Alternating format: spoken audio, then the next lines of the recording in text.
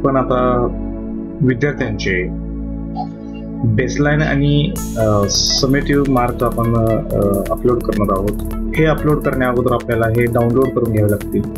तर डाउनलोड करून जे एक्सेल शीट आहे त्यामध्ये आपल्याला नावासहित डाउनलोड करता येतील। Download baseline and summative one याच्यावरती क्लिक करा। यामध्ये इयत्ता निवडा आणि तुकडी निवडा आणि तुम्हाला अल्फाबेटिकल किंवा जेंडर प्रमाणे ही फाईल डाउनलोड करून घ्या। तुम्हाला या ठिकाणी डाउनलोडची एक ऑप्शन दिसून येईल। ही डाउनलोड फाईल तुम्ही ओपन करा आणि ही डाउनलोड केलेली फाईल तुम्ही ओपन करून याप्रमाणे भरून घ्या। तर आता या ठिकाणी ही एक्सेल फाईल आपण भरलेली आहे। तर सुरुवातीला तुम्हाला सर्व नावे दिसून येतील की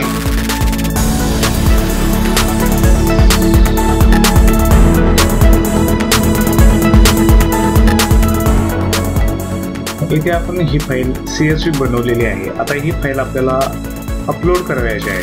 तर त्यासाठी आपल्याला एक्सेल मध्ये जाऊन upload baseline and summative one याच्यावरती क्लिक करावं लागेल।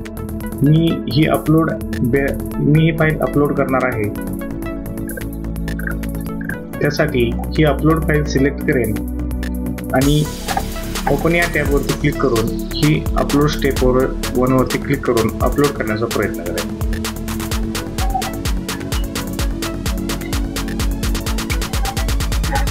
आपल्याला इथे मेसेज मिळालेला आहे अपलोड स्टेप 1 इज कम्प्लीटेड। आता अपलोड स्टेप 2 साठी आपण जाणार आहोत।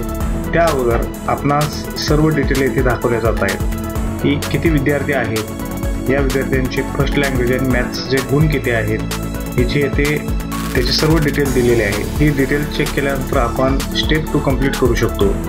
यानंतर ही माहिती बरोबर आहे याची खात्री करून घ्या आणि अपलोड स्टेपवरती क्लिक करा। आपला सर्व डाटा अपलोड सक्सेसफुल होईल। आता मी रिपोर्ट या टॅबमध्ये हे मार्क आपल्याला दिसतात का याची मी टेस्ट करेन। आता येथे इयत्ता पहिलीसाठी बेसलाईन नाही, त्यामुळे समेटिव्ह मी सिलेक्ट करेन। इयत्ता पहिली तुकडी सिलेक्ट करेन आणि जेंडरनुसार हे मार्किंग पाहिजे।